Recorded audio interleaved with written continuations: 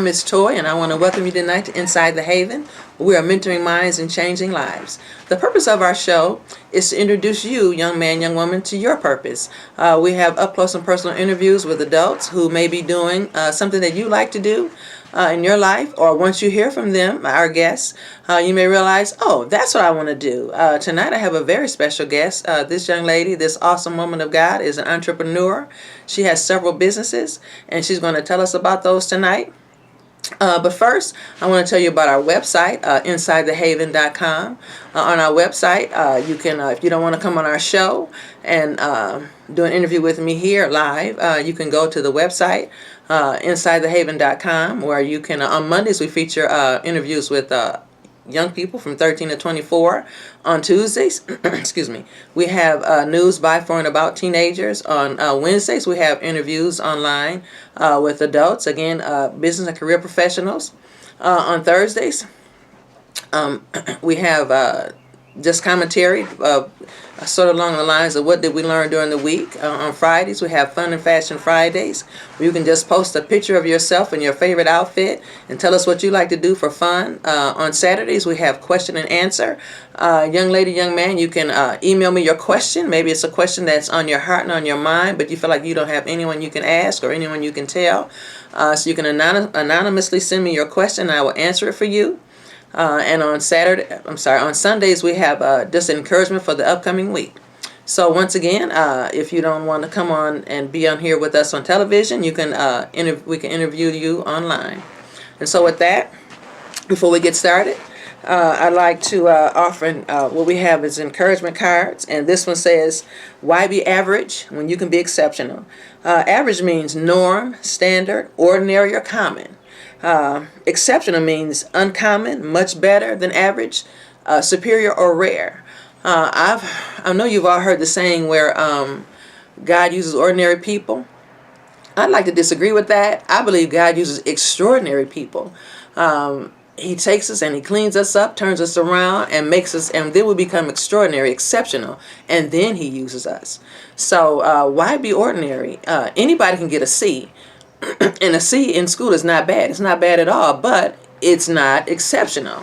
Colleges and universities are not knocking down the door of C students to give them scholarships. They're looking for the extraordinary student, extraordinary person. So why be average when you have the ability within you to be extraordinary?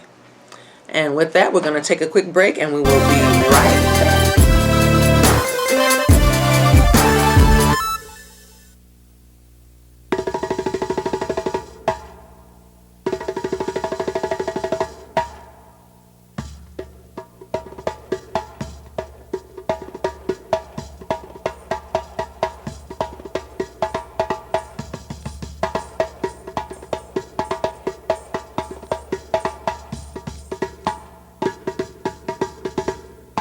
Only on public access.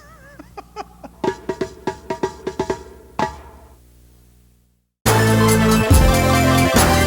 Ms. Toy again, and welcome back to Inside the Haven, where we are mentoring minds and changing lives, revealing purpose.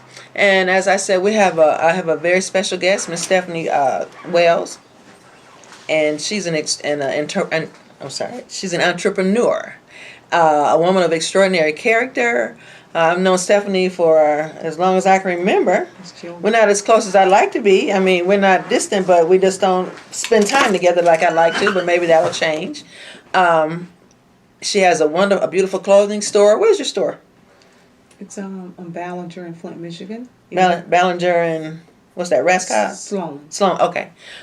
So with that, Stephanie, I'm going to ask you, of course, you're Stephanie Wells. Okay. And so go ahead and tell us what you do. I'm an entrepreneur. I've been in the clothing business for 11 years now. I sell women clothing at an upscale boutique. Okay. And entrepreneur means risk taker. So, and people, I run into a lot of kids that, I always ask kids, what do you want to do when you grow up? And they'll say, I want to be in business. Well, but they don't realize, I think kids just think that going in business is, woo-ah, you make money right off the bat. Everything's, they see all the glory, but they don't know the story. Okay? And so how long have you said 11 years? 11 years. Has it always been, well, is there highs and lows? There is. Uh-huh. There's highs and lows. I had the same zeal and excitement when I first decided I was going to open up a store. Good. First of all, it's an idea. You always come up with an idea, and then with the idea, you do your research work. You study other people who were successful, not people who failed, but successful in business. You kind of like revisit your vision. You keep building on that foundation. You keep going forward in it. And then you just start making plans to grow that business and prosper that business. And no, not at the beginning was it fun. But when you have your high moments, you think that that's the way the business is going to go all the time until it kind of drops like blood pressure or something. And then all of a sudden, it's like when it drops, you go, oh, and then you got to know what to do. It's time to fix it. It's time to give it a balance. And then you can also learn to, the more seasoned you become, you learn to be kind of, how should I say, well, stable. In the good times, you're good. In the bad times, well, you're still good. Right. I mean, mentally and your outlook on it. Right. So why did you choose being an entrepreneur, being a businesswoman in retail? How did you get into that? Why did you choose that as a career? Basically, as a child, I loved clothing as a child. I used to watch my mom put her clothes on to go to church, and she would come out of her bedroom, and she was very studious, and the way that she had her poise and everything, and I would look her from head to toe, and I was like, wow. And so after a while, I found out I like clothes too. Right. And someone introduced me to the difference between a department store and a boutique. Okay. And so I fell in love with boutique clothes. Right. And because I am tall in stature, clothes at department stores didn't always fit me. So what I did was I looked for things even for the tall people. And the business just became a successful business because I just kept putting my heart in it. And I realized without having a passion for business, it's hard to make it without a passion. You gotta have it. Whatever you do, you gotta have a passion. Yeah, because in the, like I said, in the good times, if you have that passion, it's good. In the bad times, it's still gonna be good because you got that passion and that drive, and that I'm not gonna quit. That's right. Yeah, I remember when you. I don't know if this is when you started, but I remember my husband was selling the things he was selling, and we were all kind of at the street markets together. Right. So it started somewhere. Started somewhere. Idea. Right. Start small and get big. Yeah. So do you have a couple other businesses too, don't you, or do you? Well, basically, I've always had like a home-based business. I started off with Avon, being a top #1 seller, very competitive, fun. We kept it fun. There's a way to be competitive.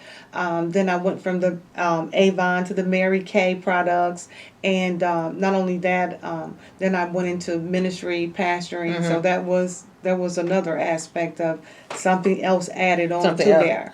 Now, one thing about, I heard you say you learn how to be competitive and have fun. I think that comes with having an understanding and a security and a peace within yourself that you don't have to step on anyone else's toes. Exactly. There's enough to go around. Yes. What's for me is for me. Yeah. Especially when you know God, you have a good understanding of what is for me is for me. That's right. And if you know and understand that, then you don't mind helping someone else along the way. Absolutely. Who may be doing the exact same thing that you do, but at the same time, they can't do it the way you do it because you bring your own character and your own style to it. Right. And then so do they for them and what they're doing. Absolutely. So young man, young woman, that eliminates jealousy. That eliminates. There's competition on the one hand, but really you're competing with yourself. Okay, and so the negative, that eliminates the negativity in competition. Put it like that. So that's good. So what life experience or college or training did you partake of that qualifies you to be in retail and to be successful? Well, basically, what I did is I knew I needed more information. A lot of times, it's hard to get other people to mentor you in something that they're doing because they soon will believe that you become their competitor. And that goes back to what I was just saying. Yeah. And so I had asked a few people, and they were like, ah. So I was like, I'll go back to school. So I went back to my college and I didn't know who I was really in God, what I was supposed to be doing.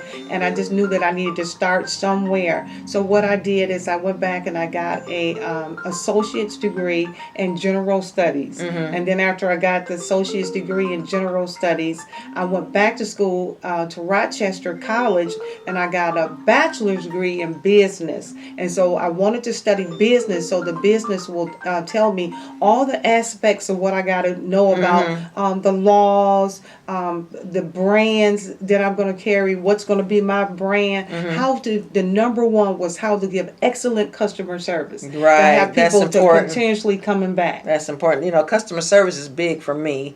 I know when I go in a store, I mean, I don't want you to lick my feet or anything. I don't mean that, but it matters to me how you treat me when I come into your store and I have money to spend. Right. That is so important because there's so many other places that people go to, so you have to treat people well. Absolutely. You do. You treat them like when they come into your home. Right. It's like they just came into your home. Right. How you're going to treat them. Right. And so you learn from that, and you always learn from your mistakes as well, because it says that if there's you treat 10 people right, then they're going to go back and tell 10 more people. If you treat 10 people wrong, then they're going to go back and tell 10 people you treated them wrong. Or more. That bad news spread quicker sometime than the good news, doesn't it? Absolutely. Right, yeah. Absolutely. So, so how long did it take you? I know you said you went back to school. How long did it take you to get your degree then? Absolutely. It took me about 2 years. I had some college credits.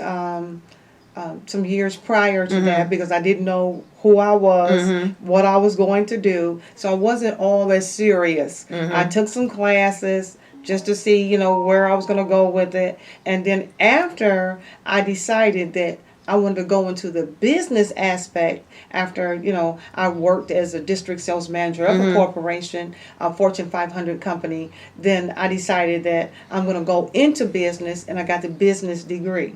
So I kept on, being a trailblazer in the areas where I knew where I had a passion at. I didn't waste my time like I did before. I took a bunch of classes, but it had nothing to do with who I was.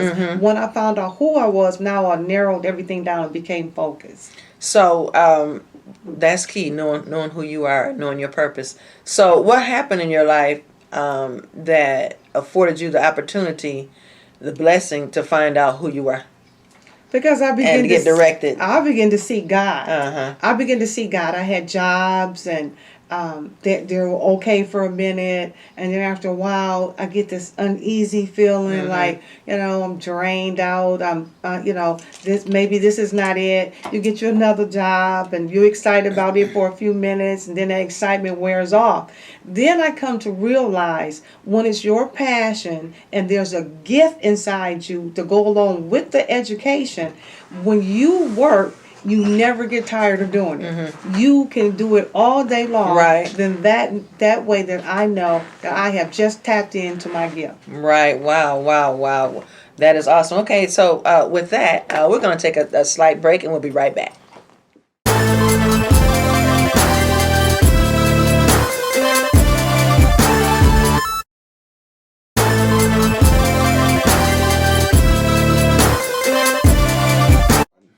Hi, I'm Miss Toy, and I want to welcome you back to Inside the Haven, where we are mentoring minds and changing lives.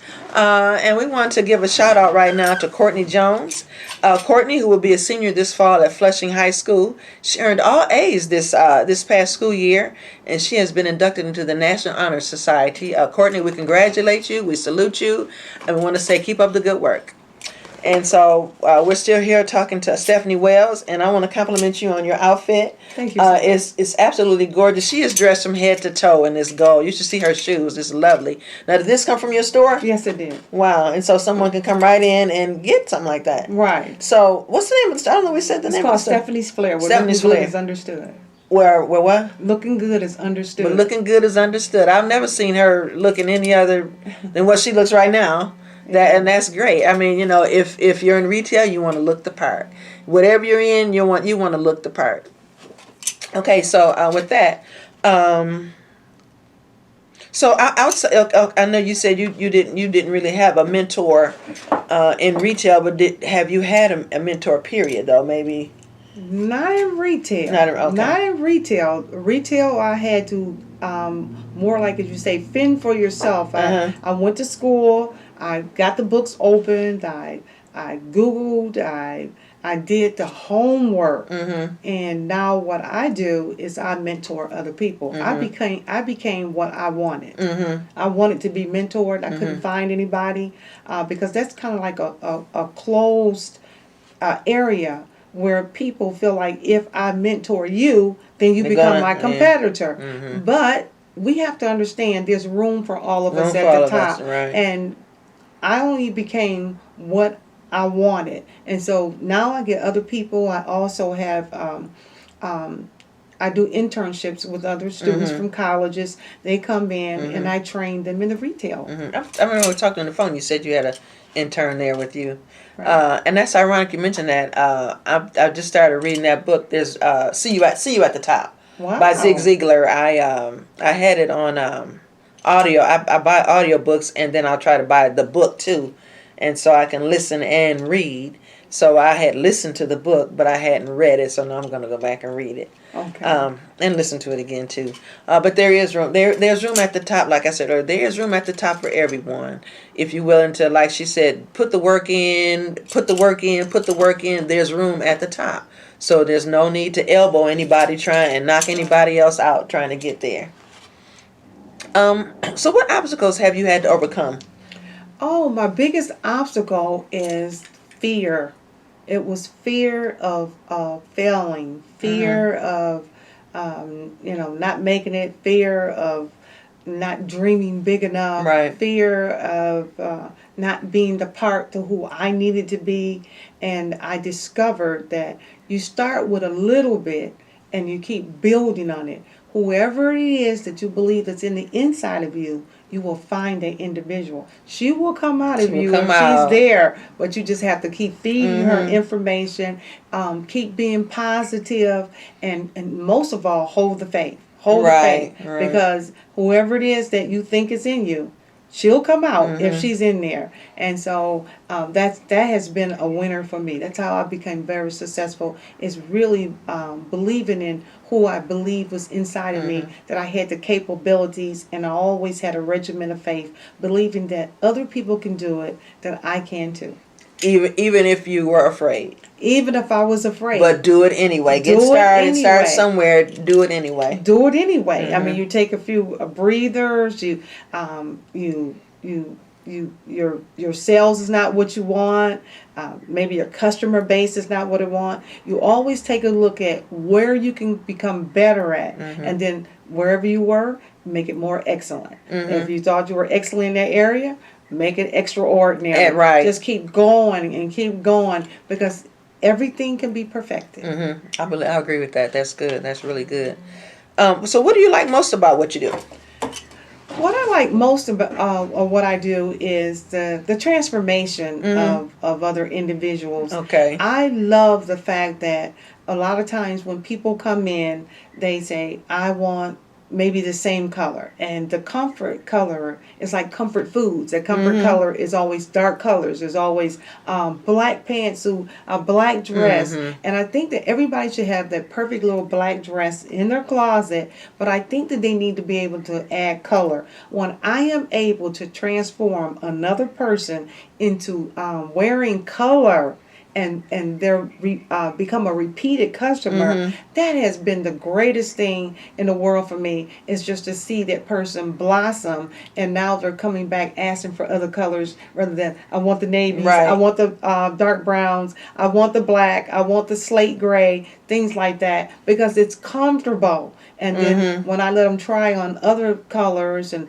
other outfits, and then I'm able to put scarves there, jewelry, accessories, and then make them a whole different person. It depends on where they're going and what they want to look like. I always try to interchange that outfit and say, now let's take that same outfit off and let's dress it up. And we're going to make it after 5. Now let's make it a career suit. Let's make it a fun suit. Let's make it a business suit. And all we're doing is interchanging that same outfit and just giving her the look that she's looking for. Wow, and I guess it's something to be said about when you look better, you feel better. And not that you're feeling bad, but Right. if you're feeling bad, if you look good, you feel better. But Absolutely. you have someone that's coming in, they already feel good, and they feel even better than that. If they come in and see you, and like you said, you're able to show them how well. Okay, you look good in the blue, but you look great. You look great also in the red or the orange or whatever. Right. And that's wonderful, Stephanie. So, what is your greatest accomplishment so far? My greatest accomplishment is lasting, Okay, surviving good. the economic hardships. I've watched, down the block. I watched, there was other stores. I watched them all close down. And it was just like, I just held on. And that has been my greatest accomplishment. And it's just to look up and say, I'm still here. I'm still a part of the, the business world. And it is like really, it's astonishing. It's amazing, because I didn't even know if I was going to make it or not. I went into it. Now, nobody wants to go in as failure. Right. But I went into it thinking that maybe this is going to work. But then after I just kept trying and kept trying, I no longer think it's going to work. I said it did work. And so all I do is keep on perfecting. And so it's still going and going and going. And so that has been my greatest accomplishment, to know that I am still with it. All right. That's good. That's really good. So do you feel like you've reached your the pinnacle of your success? No. Because I know everybody's going to say no. I just want to hear what you're saying. Once you realize what you can do on, I would say, a smaller level, that you always want to grow. And you want to, the one thing that I say about that is, take your time. Don't rush into something to get over your head in. It's just like, know how much that you can take off and how much you can bear, and then go from there. I have not reached the pinnacle of my success because I wanted the store to always be a bigger store that I would give other people jobs and I can come out of it. When I can come out of it, that I've reached that goal. I have not been able to come out of there yet, and I keep trying and keep trying, and I keep studying, and I have to know when it is my season. Right. It's a season for everything. When is it my season? And I asked a person a long time ago that had a business, and that person told me, I said, when will I know it's my season? And that person said, your money will tell you that. Okay. That's true. That's true. That's true. That's true. Wow. So what else would you like to tell us? What else do you do? I know you just started a church, you and your husband. Right. Okay. Would you like to tell us about that? Yes. I've been a pastor for 7 years now. That was another thing that came out of the business aspect of going to school. I finished my bachelor's degree in Rochester, Michigan, and I heard my professor stand in front of me and say, I wish that some of you will go on to help this world. This world is hurting. It is. I want some of you to think about it strongly, to go on to be counselors and to help these families. Well, at that particular time, I said, not me, I'm done. I'm done. I sat there and I don't know who he's talking to. I am done. We were taking our finals that day, and that was the last thing I want to hear is more education. But actually what I ended up doing was, it fell right in my lap because I was sitting in the front row. I went right to the next semester, and I went to and filled out an application at a seminary school, and I went straight into pastoral counseling. And I've been in school for the last 7, maybe 8 years straight, nonstop. Probably longer than 8 years. But I was able to get the two. I got the bachelor's degree. It took me 2 years. I went back and got a master's degree. Pastoral counseling took me 2 years. Then I went back and got another master's degree in pastoral counseling. Took me 2 years, and right now I'm finishing up a PhD in counseling. Wow. Good for you. That's wonderful. That's awesome. Um, so if for the young people that are listening, um, offer them some words of encouragement because life is ever evolving. But the main thing is that we have to find out what our purpose is, and we excuse me, and we have to be about that. And I've learned that sometimes we're either being pulled toward our destiny, our purpose, or we're being pushed toward it. And when we're being pulled toward it, I would say that we're doing the things we should do. We're in school like we should be, or we're working the job like we should be doing the things that we should do. And I would say that when we're being pushed toward it, well, maybe we've not maybe we're not headed in the right direction. But so we're being pushed into it. So if I just offer our youth some words of encouragement to help them get on the right track or stay on the right track, or maybe find their career in retail like you've done. Amen. What I would say to you for words of inspiration and encouragement is to stay on your path. I believe that we all have, like I would say, an inkling, an idea of who we are. And what I would say is build upon that of finding out exactly who you are.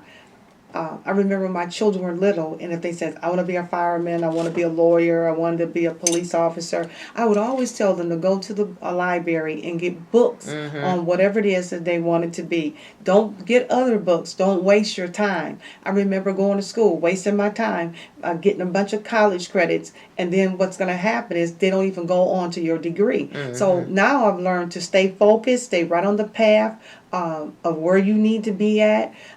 Most of all, talk to other people that want to hear what you want to be. Because sometimes other people will throw you off because they don't show an interest of what you're interested about. So I would say just, stay focused. Don't let anybody break your focus. Also, be aware of distractions. And don't let anybody talk you out of your dreams or your desires in life.